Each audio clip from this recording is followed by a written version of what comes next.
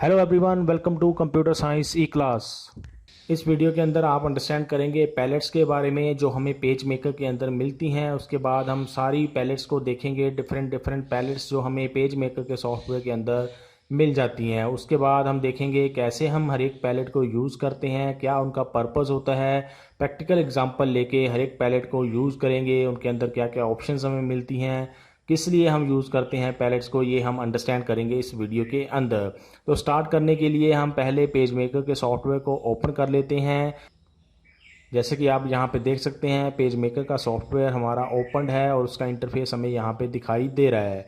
सबसे पहले हम अंडरस्टैंड कर लेते हैं पैलेट्स होती क्या हैं। पैलेट्स जो हैं वो हम यूज़ करते हैं अपने सॉफ्टवेयर के अंदर, पेज मेकर के अंदर। अपनी डॉक्यूमेंट जो हम क्रिएट कर रहे हैं, जो पब्लिकेशन हम बना रहे हैं, उसके अंदर जो भी डिज़ाइन हम क्रिएट कर रहे हैं उनको मॉडिफाई करने के लिए या फिर उनको मॉनिटर करने के लिए। मतलब कहने का, आपने सपोज करो कोई भी ऑब्जेक्ट लगाया हुआ है अपनी ड्राइंग के अंदर, अपने पेज के अंदर, उसके ऊपर आपने कुछ एक्शन लेना है, उसको कुछ मॉडिफाई करना है, कुछ उसने को मॉनिटर करना है, तो उसके लिए हमें डिफरेंट डिफरेंट पैलेट्स जो हैं वो प्रोवाइड की गई होती हैं, जिससे कि हम अलग अलग पैलेट के अंदर अलग अलग तरीके से काम कर सकें उस ऑब्जेक्ट के ऊपर, उस ड्राइंग के ऊपर जो हम अपने डॉक्यूमेंट के अंदर बना रहे हैं। तो ये होता है पैलेट का काम। अब कौन कौन सी डिफरेंट डिफरेंट पैलेट्स हमें मिल जाती हैं पेज मेकर के सॉफ्टवेयर के अंदर। अभी अगर आप देखो तो यहाँ पे हमें कोई भी पैलेट विजिबल नहीं है। तो हम पहले क्या करते हैं, एक नया डॉक्यूमेंट क्रिएट कर लेते हैं। फाइल में न्यू के ऊपर क्लिक करके, या फिर आप टूल बार से ही यहाँ पे न्यू के ऊपर क्लिक करके इसको ओपन कर सकते हैं, न्यू डॉक्यूमेंट को सेटअप कर सकते हैं। इसके अंदर हमने कोई चेंज नहीं किया, आप अपने हिसाब से कर सकते हैं। यहाँ पे हमारा एक नया डॉक्यूमेंट क्रिएट हो गया है। अब इसके ऊपर हम काम करते हैं कुछ, जैसे कि सपोज करो यहाँ से टूल बॉक्स से मैंने एक रेक्टेंगुलर टूल लिया और इसको यहाँ पे ड्रॉ कर दिया। अब हम अंडरस्टैंड करते हैं अलग अलग से एक एक करके हर एक पैलेट को। सबसे पहले जो हम पैलेट अंडरस्टैंड करेंगे वो होती है कंट्रोल पैलेट। यहाँ पे अगर आपको कंट्रोल पैलेट विजिबल है तब तो ठीक है, अगर नहीं विजिबल है तो आप कैसे देख सकते हैं, उसको कैसे डिस्प्ले करवा सकते हैं। आपने जाना है विंडो मेन्यू के अंदर और यहाँ पे हमें ऑप्शन मिलती है शो कंट्रोल पैलेट। इसके ऊपर क्लिक किया और यहाँ पे ये हमें कंट्रोल पैलेट दिखाई दे रही है। कंट्रोल पैलेट क्या होती है, ये 3 मोड्स के अंदर काम करती है, 3 डिफरेंट डिफरेंट तरीके से ये काम करती है। कंट्रोल पैलेट जो होती है वो डिफरेंट डिफरेंट जो हमने ऑब्जेक्ट सेलेक्ट किए होते हैं उसके हिसाब से हमें इसके अंदर अलग अलग उसकी प्रॉपर्टीज़ दिखाई देती हैं, और उन प्रॉपर्टीज़ को हम एडिट कर सकते हैं, चेंज कर सकते हैं, मॉडिफाई कर सकते हैं, जिससे कि हम चेंज ला सकें अपने उस ऑब्जेक्ट के अंदर जो हमने सेलेक्ट करके रखा हुआ है। तो ये मेन पर्पज़ होता है कंट्रोल पैलेट का। तो जो हम बात कर रहे थे डिफरेंट डिफरेंट मोड्स की, पहला मोड जो कंट्रोल पैलेट इन ऑब्जेक्ट मोड होता है। ऑब्जेक्ट मोड के अंदर कंट्रोल पैलेट कब होती है, जब हम अपने पेज के ऊपर कोई ऑब्जेक्ट को सिलेक्ट करते हैं। ऑब्जेक्ट का मतलब जैसे आपने यहाँ पे कोई रेक्टेंगल लगाई हुई है, कोई आपने सर्कल लगाया हुआ है, या फिर आपने कोई पॉलीगन लगाया हुआ है, आपने लाइन लगाई हुई है। तो ये सारे ऑब्जेक्ट्स हैं जिनको हम यूज़ करते हैं अपनी ड्राइंग के अंदर। इनके हिसाब से फिर ये हमें अलग अलग जो भी हमने ऑब्जेक्ट सेलेक्ट किया होगा उसके हिसाब से ये अपने अंदर हमें अलग अलग ऑप्शंस को दिखाता है कंट्रोल पैलेट, और इसी को हम बोलते हैं कंट्रोल पैलेट इन ऑब्जेक्ट मोड। आपने ऑब्जेक्ट सेलेक्ट किया और ये कंट्रोल पैलेट आपकी ऑब्जेक्ट मोड के अंदर पहुंच गई। अगर आपने कोई सिलेक्ट नहीं किया हुआ है तो इसको हम बोलते हैं कंट्रोल पैलेट इन कर्सर मोड। ये नॉर्मल मोड होता है इसका, लेकिन इसके अलावा 3 और मोड्स के अंदर ये पैलेट काम करती है। तो अभी हम अंडरस्टैंड कर रहे हैं कंट्रोल पैलेट इन ऑब्जेक्ट मोड। सबसे पहले जो ऑब्जेक्ट मोड हम देखेंगे, यहाँ पे आपने कोई ऑब्जेक्ट सेलेक्ट किया, जो कंट्रोल पैलेट जिस मोड में आएगी वो हो जाएगी कंट्रोल पैलेट इन ऑब्जेक्ट मोड। तो उसके हिसाब से हमें उसकी प्रॉपर्टीज़ यहाँ पे दिखाता है कंट्रोल पैलेट के अंदर। जो भी आपने ऑब्जेक्ट सेलेक्ट किया हुआ उसके हिसाब से, जैसे सपोज करो आपने लाइन सेलेक्ट की है, लाइन ऑब्जेक्ट, तो इसके हिसाब से ये प्रॉपर्टीज़ इसकी चेंज हो रही हैं। जैसे कि आप यहाँ पे ध्यान से इसको देख सकते हैं क्या चेंजेस इसके अंदर आ रहे हैं। अब क्या क्या ऑप्शंस हमें यहाँ पे मिल जाती हैं। सबसे पहले ये आपने अगर देखो इस रेक्टेंगल को यहाँ पे जो बनी हुई है, तो यहाँ पे आपको ये छोटे छोटे डॉट्स दिखाई दे रहे हैं। इन सब डॉट्स को अगर बिल्कुल ध्यान से आप देखो तो इनमें एक डॉट जो है वो, या एक स्क्वायर जो है वो सबसे बड़ा है, ये वाला। इसका मतलब अभी ये इसके हिसाब से हमें पोजीशन यहाँ पे इसकी दिखा रहा है कि इस वाले पॉइंट के हिसाब से, मतलब जो हमने ऑब्जेक्ट सिलेक्ट किया हुआ उसका ये वाला पॉइंट जो है, इस पॉइंट के हिसाब से इसकी एक्स एक्सिस के ऊपर कहाँ पे ये पोजीशन करता है, वाई एक्सिस के ऊपर कहाँ पे पोजीशन करता है। विड्थ और हाइट तो चलो इसकी सेम ही रहेगी, चाहे हम इसको यहाँ पॉइंट से सिलेक्ट करें या इस पॉइंट से हम सिलेक्ट करें, चाहे इस पॉइंट से हम इसको सिलेक्ट करें। लेकिन जो आप यहाँ पे अगर डिफरेंस देखो एक्स और वाई की पोजीशन में, अगर हम कहीं इसके किसी और पॉइंट के ऊपर यहाँ पे क्लिक कर रहे हैं तो ये चेंजेस हो रहे हैं, क्योंकि जहाँ पे हम क्लिक कर रहे हैं वो पॉइंट उस हिसाब से ये एक्स एक्सिस के ऊपर उस पॉइंट की पोजीशन हमें दिखा रहा है यहाँ पे इसके अंदर। अब सपोज करो हम इसकी एक्स एक्सिस के ऊपर पोजीशन को चेंज करना चाहते हैं, इसकी अलाइनमेंट चेंज करना चाहते हैं कि एक्स एक्सिस के ऊपर ये कहाँ पे आना चाहिए या वाई एक्सिस के ऊपर यहाँ कहाँ पे आना चाहिए, तो वो हम यहाँ से चेंज कर सकते हैं। अभी अगर हम बात करें इसके सेंट्रल लोकेशन पे हम क्लिक कर देते हैं, तो जो इसका सेंट्रल लोकेशन है, अगर हम ये वाली लोकेशन की बात करें, क्योंकि हमने सेंट्रल लोकेशन यहाँ सेलेक्ट कर ली है, तो ये वाला जो इसकी लोकेशन है सेंटर पॉइंट के ऊपर, इसका जो डिस्टेंस अगर हम इस पेपर के इस डॉक्यूमेंट के इस एज से बात करें तो इसका जो डिस्टेंस है वो है 4.524, यहाँ से एज से लेके इसके सेंट्रल लोकेशन के ऊपर। इसको आप वेरीफाई कैसे कर सकते हैं, इसको आप वेरीफाई कर सकते हैं इस रूलर से।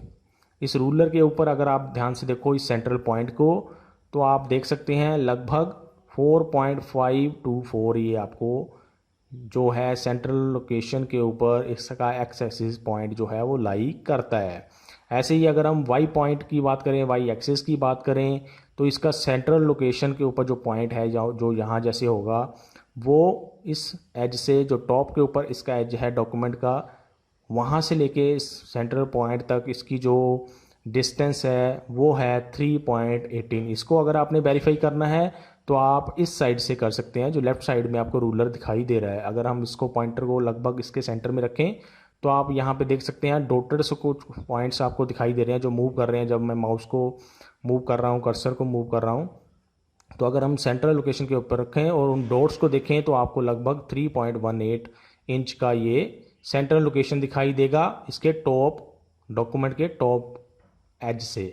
तो ये होते हैं एक्स एक्सिस और वाई एक्सिस। अगर आप इन पॉइंट्स को कोई और पॉइंट सेलेक्ट कर लोगे तो उसके हिसाब से ये पॉइंट में उसके आपको लोकेशन एक्स एक्सिस के ऊपर या वाई एक्सिस के ऊपर उसका डिस्टेंस दिखाएगा।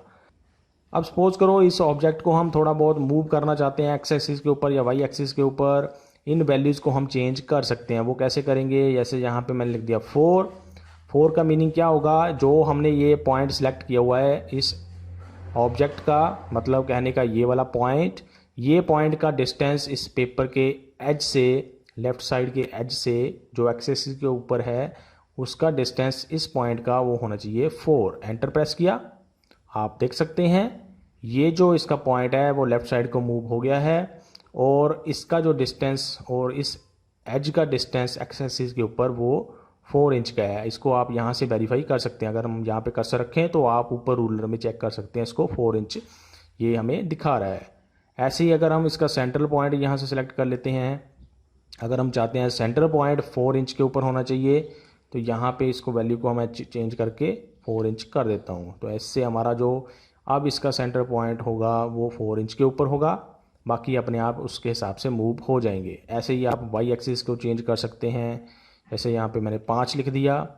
अभी सेंटर पॉइंट हमारा सिलेक्टेड है तो ये सेंटर पॉइंट जो है वो इसके टॉप के एज से नीचे को जाएगा। अभी क्योंकि 3 पॉइंट कुछ इसकी वैल्यू थी तो हमने बढ़ा दी है, इसको 5 कर दिया, तो नीचे जाना चाहिए हमारा ऑब्जेक्ट। एंटर प्रेस किया, ये आप देख सकते हैं 5 इंच के ऊपर अभी इसकी सेंट्रल जो पोजीशन है, सेंट्रल जो पॉइंट है वो आ गया है। तो ऐसे आप इन वैल्यूज़ को चेंज कर सकते हैं। उसके बाद यहाँ पे हमें ऑप्शंस मिलती हैं, इसको हम पहले थोड़ा ऊपर कर लेते हैं। उसके बाद जो हमें ऑप्शंस यहाँ पे मिलती हैं विड्थ और हाइट की। विड्थ आपको अंडरस्टैंड ही होगा कि इस रेक्टेंगल की विड्थ कितनी है और इसकी हाइट कितनी है, वो आप यहाँ से चेंज कर सकते हैं।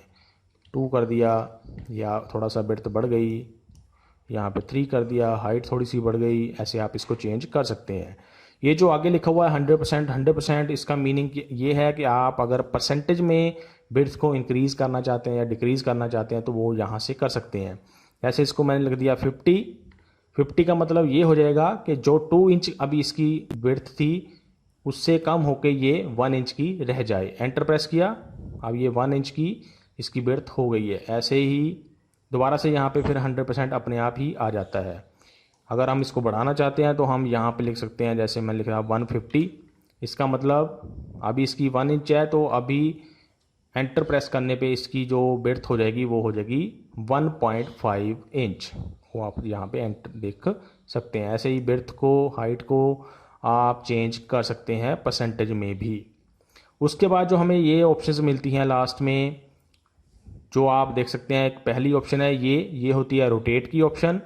अगर आपने इस ऑब्जेक्ट को किसी एंगल के ऊपर रोटेट करना है किसी साइड, जैसे यहाँ पे मैंने सपोज करो इसको 30 डिग्री के ऊपर रोटेट करना है, एंटर प्रेस किया तो ये 30 डिग्री के ऊपर रोटेट हो गया है। ऐसे ही अगर आप यहाँ पे माइनस में कोई वैल्यू देना चाहते हैं तो वो भी दे सकते हैं, फिर दूसरी साइड को वो एंगल के ऊपर मूव या रोटेट हो जाएगा आपका ऑब्जेक्ट। किसी भी ऑब्जेक्ट को आप ऐसे कर सकते हैं, जैसे इसको करना है तो वो भी आप कर सकते हैं। यहाँ पे लिखा 20, इसको भी आप ऐसे कर सकते हैं कि, या फिर सर्कल को अगर आपने करना है तो वो भी आप यहाँ से कर सकते हैं। 25, ये थोड़ा सा देखो रोटेट हो गया है। तो ये हो गया रोटेशन के लिए। उसके नीचे एक ऑप्शन हमें मिल जाती है रेक्टेंगल, हम दोबारा से सिलेक्ट कर लेते हैं। इसके नीचे ही जैसे अगर हम देखें तो एक ऑप्शन है स्क्यू की। स्क्यू क्या होता है? अगर आपने इस ऑब्जेक्ट को थोड़ा सा तिरछा करना है, तिरछा का मतलब ये नहीं है, रोटेशन जो है वो जो हमने ऊपर ऑप्शन देखी वो अलग है, उससे क्या होता है वो पूरा का पूरा ऑब्जेक्ट रोटेट होता है। पहले हम क्या कर लेते हैं, इसको 0 डिग्री के ऊपर कर लेते हैं ताकि ये हमें सीधा दिखाई दे। अभी हम यूज़ करते हैं स्क्यू को। ये मैंने लिखा 25, तो अभी 25 मैं वैल्यू यहाँ पे यूज़ कर रहा हूँ। इससे क्या होगा, जो आपके ये वाले एज हैं, जो लोअर एज है या अपर एज है, वो ऐसे के ऐसे ही रहेंगे, वो एंगल के ऊपर रोटेट नहीं होंगे। जो इस रेक्टेंगल की ये दो जो लाइंस हैं जो आप यहाँ पे देख रहे हैं, लेफ्ट लाइन और राइट लाइन, ये इस एंगल के ऊपर अपने आप रोटेट हो जाएंगी। ये दोनों नहीं होंगी, लेकिन ये दोनों रोटेट हो जाएंगी। एंटर प्रेस किया, ये आप देख सकते हैं दोनों जो ऊपर और नीचे वाली जो लाइंस थी वो उसी एंगल के ऊपर है जो पहले एंगल पे ऊपर थी, लेकिन जो इसकी साइड वाली लाइंस हैं या साइड वाली जो आप यहाँ पे लेफ्ट और राइट वाली लाइन देख रहे हैं, ये इस एंगल के ऊपर रोटेट हो गई हैं। इसको बोलते हैं स्क्यू। अगर हम यही चीज़ 25 अगर मैं यहाँ पे रोटेशन के अंदर यूज़ करता हूँ तो आपके सारे जो लाइंस होती हैं वो रोटेट होती हैं। यही डिफरेंस है स्क्यू और रोटेशन के अंदर, ये आप यहाँ से आइडिया ले सकते हैं। ऐसे ही आप किसी को भी ऑब्जेक्ट को यहाँ पे भी वैल्यू चेंज कर सकते हैं। ये आप देख सकते हैं, इसको करना है तो इसको भी आप कर सकते हैं। ये आप ऐसे देख सकते हैं। उसके बाद एक ऑप्शन हमें मिलती है यहाँ पे बिल्कुल लास्ट में, ये होती है एक हॉरिजॉन्टल मिरर और एक होती है वर्टिकल मिरर। ऊपर वाला जो हॉरिजॉन्टल मिरर है और नीचे वाला है वर्टिकल मिरर। मिरर जैसे हम देखते हैं, जैसे आप सपोज करो आप अपने आप को शीशे में देख रहे हैं तो आपको अपना जो परछाई है दिखाई देती है और दोनों एक दूसरे की तरफ वो देख रही होती है। मिरर भी कुछ ऐसे ही होता है। जब हम इस ऑब्जेक्ट को हॉरिजॉन्टली मिरर कर देंगे तो देखें आप क्या चेंज हो रहा है। ऐसे ही आप इसको दोबारा से क्लिक कर दो तो फिर से अपनी पोजीशन के ऊपर आ जाएगा। वर्टिकल मिरर होता है वो आप यहाँ पे यूज़ कर सकते हैं कुछ ऐसे करने के लिए। वर्टिकल मिरर में क्या होगा, ये वाली ऑप्शन ऊपर चली जाएगी और नीचे ये वाली जो इसके एंगल्स हैं या ये वाली जो इसकी लाइंस हैं वो नीचे आ जाएंगी वर्टिकल मिरर से। और हॉरिजॉन्टल मिरर से क्या होता है, जो लेफ्ट वाले पोर्शन होगा वो राइट में चला जाएगा और राइट वाला जो पोर्शन है वो लेफ्ट में चला जाएगा। ये होता है मिरर ऑप्शन। किसी भी चीज़ के साथ, किसी भी ऑब्जेक्ट के साथ आप इसको यूज़ कर सकते हैं। तो ये था सारा कंट्रोल पैलेट इन ऑब्जेक्ट मोड। इसके बाद जो हमें अगला मोड मिलता है इस कंट्रोल पैलेट का, वो होता है control palette in character mode या फिर एक control palette in paragraph mode. जैसे ही आपने यहाँ पे टेक्स्ट टूल सेलेक्ट किया, आपने कुछ टाइप करना है, तो जब टेक्स्ट टूल सेलेक्ट करते हैं हम, तो जिस मोड के अंदर हमारी जो कंट्रोल पैलेट होती है वो होती है या तो control palette in character mode या फिर होगी वो control palette in paragraph mode. यहाँ पे जो आप टी देख रहे हो, जब ये सिलेक्टेड होगी तो इसका मतलब हमारी जो कंट्रोल पैलेट है वो है करैक्टर मोड में और अगर इसके नीचे का जो आइकन बना हुआ है अगर वो सिलेक्टेड है, जैसे इसको मैंने सिलेक्ट कर लिया, तो हमारी जो कंट्रोल पैलेट होगी वो होगी इन पैराग्राफ मोड। तो यहाँ पे भी हमें अलग अलग ऑप्शंस मिल जाती हैं टेक्स्ट टूल जब हम यूज़ करते हैं। जैसे यहाँ पे मैंने टेक्स्ट टूल यूज़ करके लिखा दिस इज़ ए लाइन, ये लिखा। तो अब हम इसको कर लेते हैं सेलेक्ट। यहाँ पे ऑप्शंस को यूज़ करके देखते हैं। जैसे आपने इसका फ़ॉन्ट यूज़ करना है, फ़ॉन्ट चेंज करना है। पहले हमने देखा था टाइप मेन्यू के अंदर हमें फ़ॉन्ट की ऑप्शन मिल जाती है, वो सेम ऑप्शन आपको इस कंट्रोल पैलेट में भी मिल जाती है जब वो होती है इन करेक्टर मोड। सेम ऑप्शंस आपको यहाँ पे भी मिल जाती हैं, इनमें से आप चूज़ कर सकते हैं कोई, और हमारा फ़ॉन्ट यहाँ पे अप्लाई हो जाता है। उसके बाद साइज़ आपने चेंज करना है, वो आप यहाँ से भी कर सकते हैं और टाइप मेन्यू से भी कर सकते हैं। टाइप मेन्यू में साइज़ की ऑप्शन होती है और यहाँ पे भी ये ऑप्शन हमें मिल जाती है। यहाँ से जैसे इसको हमने चेंज कर दिया। आप इन एरोज़ को भी यूज़ कर सकते हैं कम ज़्यादा करने के लिए एक एक पॉइंट में, वो यहाँ से भी आप कर सकते हैं। ऐसे ही हमें अगली ऑप्शन मिलती है जो आप यहाँ पे देख रहे हैं जहाँ लिखा हुआ है नो ट्रैक। ये जो ऑप्शन होती है, ये ऑप्शन अगर हम इसको चेंज करते हैं तो ये क्या करती है, जो हर एक वर्ड के बीच में डिफरेंस है, हर एक वर्ड मतलब दिस इज़, जैसे एक वर्ड है दिस वर्ड है और इज़ वर्ड है, इन दोनों के बीच में जो स्पेस है, अगर इसको हमने इंक्रीज़ या डिक्रीज़ करना है वो हम यहाँ से कर सकते हैं इस ऑप्शन से। ऐसे ही इज़ और ए के बीच में कितना डिस्टेंस है वो भी एक ऑप्शन से ही हम यूज़ कर सकते हैं, चेंज कर सकते हैं। जैसे यहाँ पे मैंने सेलेक्ट किया वेरी टाइट, तो ये जो दोनों के वर्ड्स के बीच में डिस्टेंस है वो कम हो जाएगा क्योंकि टाइट ऑप्शन हमने यूज़ की है। अगर हम वेरी लूज़ कर देंगे तो ये वेरी लूज़ हो जाएगा। थोड़ा थोड़ा डिफरेंस आता है, ज़्यादा डिफरेंस इसमें नहीं होता है। ये वर्ड्स के बीच में डिस्टेंस को कम ज़्यादा करने के लिए हम यूज़ करते हैं। इसके अगली जो ऑप्शन है वो हम यूज़ करते हैं हर एक करैक्टर के बीच में कितना डिस्टेंस होना चाहिए उसको कम ज़्यादा करने के लिए। करैक्टर का मतलब जैसे दिस में 4 करैक्टर हैं THIS, इनके बीच में कितना डिस्टेंस होना चाहिए वो हम यहाँ से चेंज करते हैं। इसको बोलते हैं हम कर्निंग। कर्निंग क्या हो गई, कर्निंग होती है स्पेस जो होता है वो 2 करैक्टर्स के बीच में, डिस्टेंस बिटवीन 2 एडजॉइनिंग करैक्टर्स, जो साथ में करैक्टर्स हैं उनके बीच में डिस्टेंस को कम ज़्यादा करने के लिए। इसमें जो हम वैल्यू देते हैं वो हमें ध्यान से देनी पड़ती है क्योंकि इसकी कुछ रेंज होती है जिस रेंज को हम यूज़ कर सकते हैं। जैसे यहाँ पे मैंने 5 लिख के एंटर प्रेस कर दिया तो ये हमें एक एरर मैसेज देता है कि ये इनवैलिड वैल्यू हमने यूज़ कर ली है, और रेंज हमें बताता है कितनी रेंज की वैल्यू हम यूज़ कर सकते हैं। 1 -1 से लेके +1 के बीच में आप वैल्यूज़ को यूज़ कर सकते हैं। जैसे यहाँ पे मैंने लिखा 0.5, एंटर प्रेस किया तो ये जो स्पेस है हर एक करैक्टर के बीच में आप देख सकते हैं बढ़ गया है। ऐसे ही आपने कम करना है तो 0, ये नॉर्मल पोजीशन में आ जाएगा। अगर आपने थोड़ा और ज़्यादा करना है 1, एंटर प्रेस, ये फिर अपने और ज़्यादा स्पेस इंक्रीज़ हो जाएगा। तो इस कर्निंग ऑप्शन से आप यूज़ कर सकते हैं स्पेस को इंक्रीज़ या डिक्रीज़ करने के लिए करैक्टर्स के बीच में। अभी हम इसको 0 पे ही रखते हैं नॉर्मल पोजीशन के ऊपर। अगर हम दूसरी लाइन में आ जाएं यहाँ पे, तो यहाँ पे N लिखा हुआ है, ये होता है नॉर्मल। अगर इसके अगली वाली ऑप्शन देखें B होता है बोल्ड के लिए, आपने करैक्टर्स को थोड़ा बोल्ड करना है, इसको यूज़ किया तो बोल्ड आप देख रहे हैं।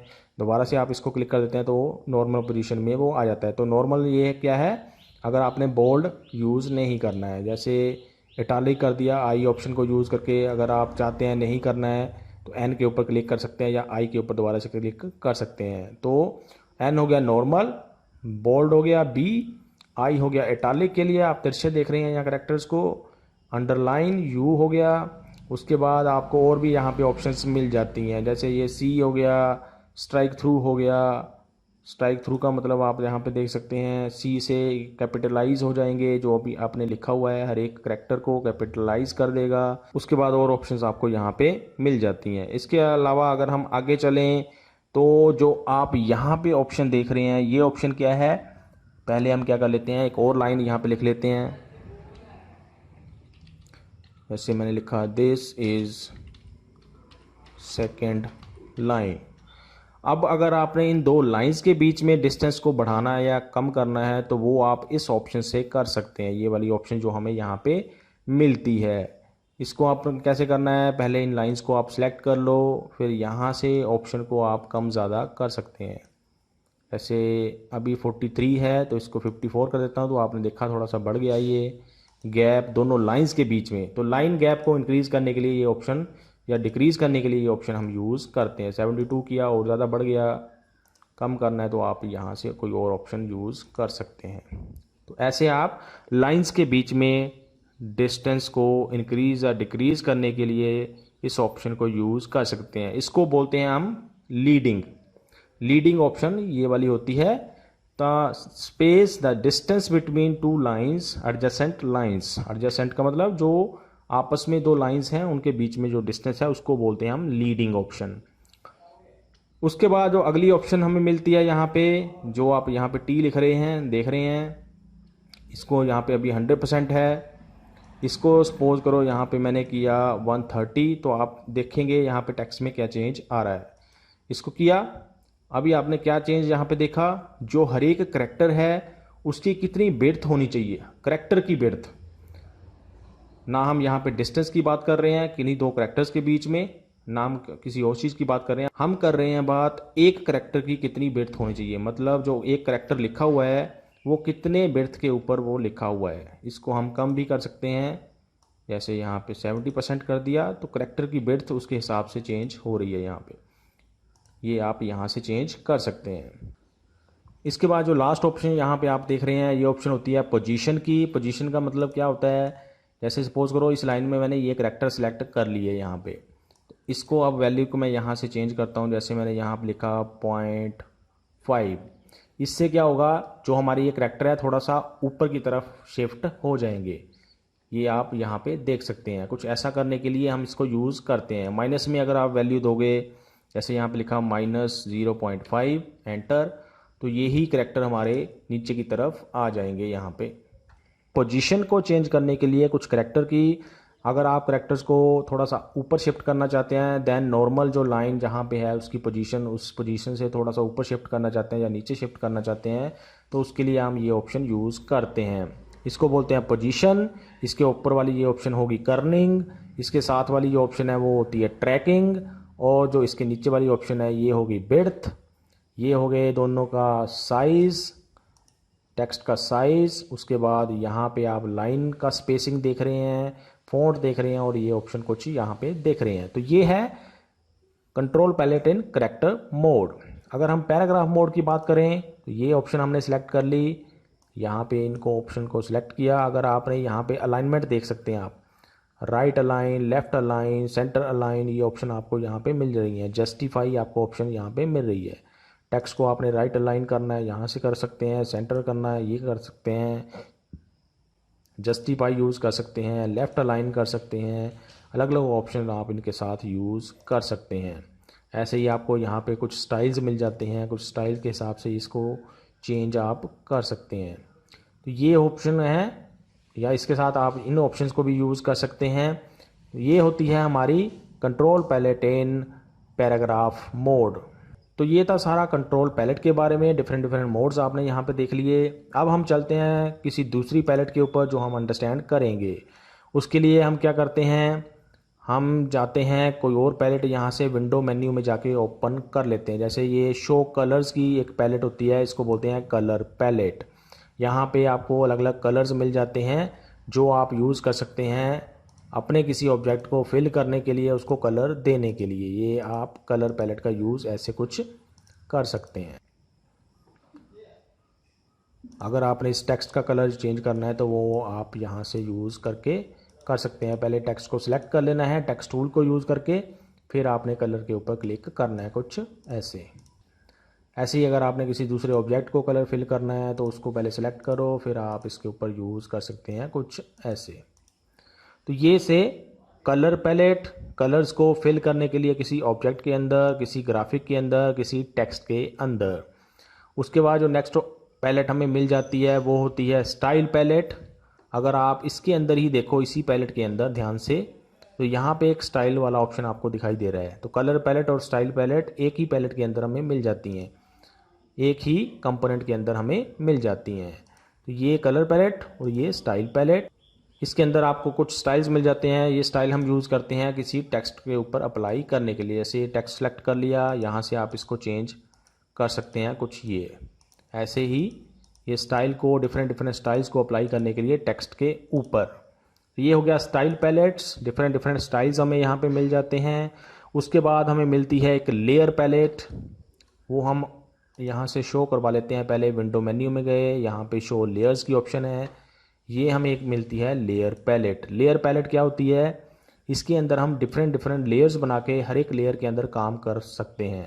उसका बेनिफिट हमें क्या मिलता है, सपोज़ करो आप एक लेयर के अंदर काम कर रहे हैं तो उसी लेयर में आप चेंज कर पाएंगे, किसी दूसरी लेयर में चेंज नहीं कर पाएंगे। वो कैसे कर सकते हैं हम, अभी एक ही लेयर इसके अंदर एडिड है, हम एक नई लेयर इसके अंदर ऐड करते हैं। उसको नाम आप यहाँ पे दे सकते हैं, हमने नाम नहीं दिया कुछ भी, यही रहने दिया। ओके के ऊपर क्लिक कर दिया, ये लेयर हमारी यहाँ पे बन गई है। अब आप इसके अंदर कुछ काम कर सकते हैं, कोई चीज़ ड्रॉ कर सकते हैं, कुछ बना सकते हैं, वो आप यहाँ से देख सकते हैं। अभी आप यहाँ पे ध्यान से अगर देखो तो ये रेड कलर आ रहा है, क्योंकि इस लेयर का जो डिफ़ॉल्ट कलर हमने रखा हुआ है वो रेड यहाँ पे आप देख सकते हैं। जो हमारी यहाँ पे डिफ़ॉल्ट लेयर थी उसका जो कलर है वो हमने यूज़ किया हुआ ब्लैक कलर। अगर आप इसको सिलेक्ट करो और यहाँ पे कोई ऑब्जेक्ट को सिलेक्ट करो तो इसके जो डॉट्स हमें यहाँ पे दिखाई देंगे, वो जो डॉट्स हैं वो हमें ब्लैक कलर के अंदर दिखाई दे रहे हैं। तो यहाँ से थोड़ा सा आप डिफरेंस दोनों में देख सकते हैं। अब लेयर का बेनिफिट क्या होगा, सपोज़ करो ये लेयर मैंने सिलेक्ट की, अब इस लेयर के अंदर जो भी मैंने चीज़ें बनाई थी वो मैं या तो हाइड करना चाहता हूँ या उसको मैं डिलीट ही करना चाहता हूँ। हाइड करने के लिए आप क्या कर सकते हैं, ये जो एक आँख सी यहाँ पे बनी हुई है आई, इसके ऊपर क्लिक करो तो जो भी आपने इस लेयर में बनाया होगा वो सारा हाइड हो जाता है, जिससे कि आप जिस लेयर के ऊपर काम करना चाहते हैं उस लेयर के ऊपर और ज़्यादा अच्छे तरीके से फोकस कर सको।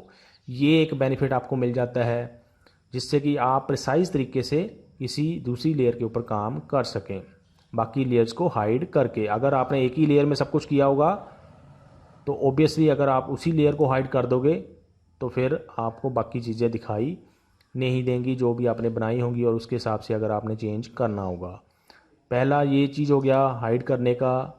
दूसरी चीज़ यहाँ पे ऑप्शन मिलती है आपको, अगर आप चाहते हैं कि इसमें कोई भी चेंज ना हो पाए तो ये ऑप्शन के ऊपर क्लिक कर देना है, तो कुछ ऐसी पेंसिल सी बनी आ जाएगी, उसके ऊपर रेड का एक निशान सा बना हुआ आ जाएगा।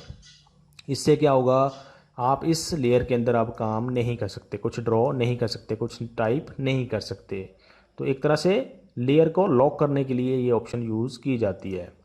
उसके बाद अगर आपने इस लेयर को ही डिलीट करना है, इसमें जो भी बनाया था वो अब आपको नहीं चाहिए, तो आप क्या कर सकते हैं, इसको लेयर को सिलेक्ट करो और यहाँ पे डिलीट की ऑप्शन आपको मिल जाती है। ओके के ऊपर क्लिक किया, यहाँ पे ये कुछ हमें ऑप्शंस दे रहा है कि क्या आप इसके ऊपर जो भी हमने आइटम्स बनाई थी, जो भी हमने ड्राइंग बनाई थी, उसको मूव करना चाहते हैं किसी दूसरी लेयर के अंदर, और उस लेयर का नाम भी हमें यहाँ पे दे रहा है डिफ़ॉल्ट लेयर, जो ये दूसरी लेयर हम यहाँ पे देख रहे हैं।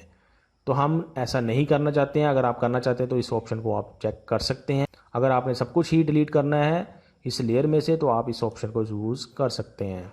फिर हमने करना है क्लिक ओके के ऊपर, जो भी आपने उस लेयर में बनाया होगा वो सारा डिलीट हो जाएगा। तो ऐसे आप लेयर पैलेट को यूज़ कर सकते हैं अपनी पेज मेकर के सॉफ्टवेयर के अंदर अच्छे तरीके से मैनेज करने के लिए अपनी ड्राइंग को।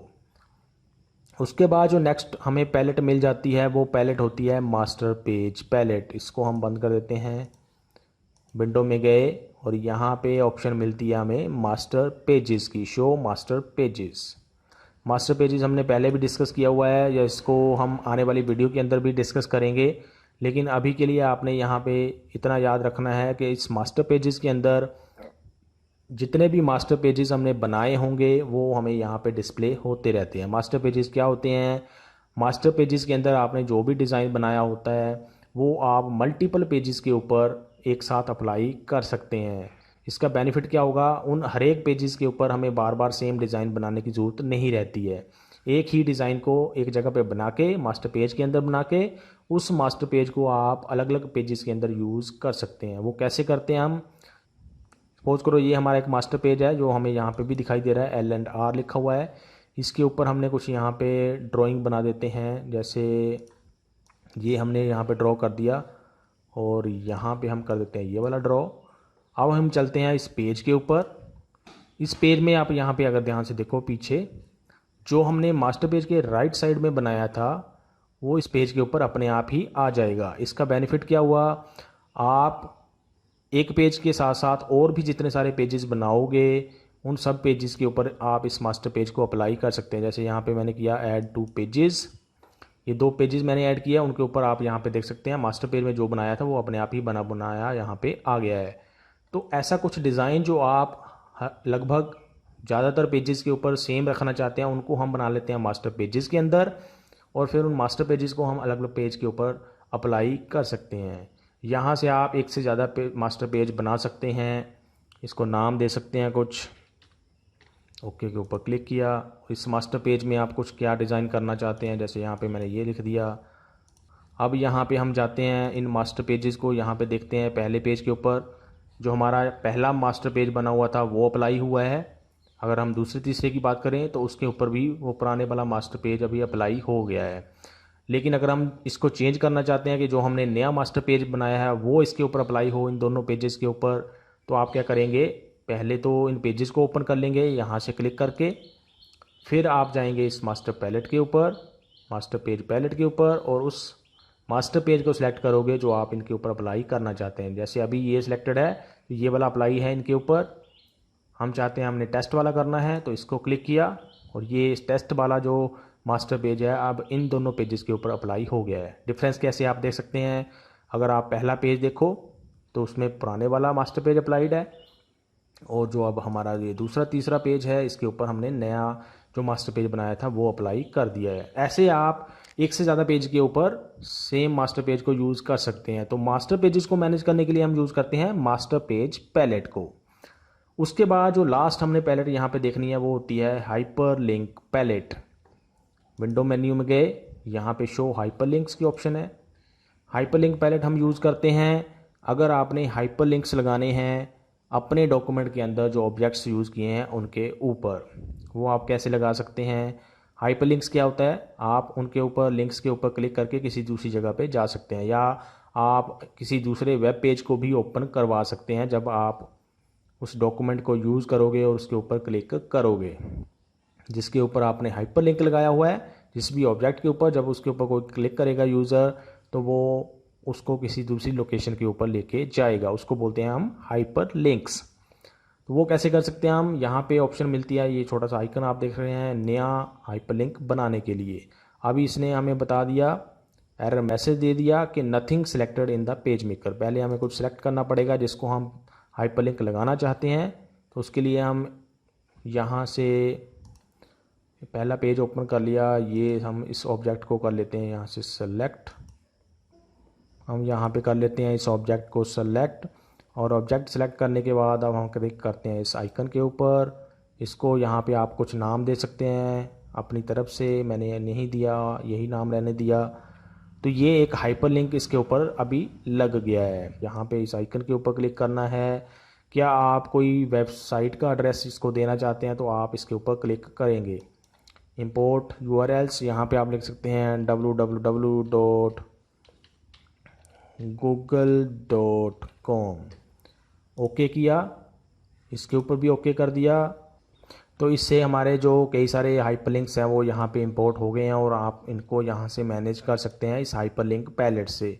तो हाइपरलिंक्स को मैनेज करने के लिए हम यूज़ करते हैं इस हाइपरलिंक पैलेट का। तो ये थी सारी पैलेट्स जो हमने इस वीडियो के अंदर डिस्कस करनी थी। आई होप आपको सारी पैलेट्स के बारे में आइडिया हो गया होगा कैसे हम उनको यूज़ करते हैं और किस पैलेट का क्या पर्पज़ होता है। अगर आपके कुछ क्वेश्चंस या कुछ क्वेरीज रह गई हैं तो आप उनके बारे में कमेंट सेक्शन के अंदर अपने क्वेश्चंस पूछ सकते हैं। अभी के लिए इस वीडियो के अंदर इतना ही। Thanks for watching.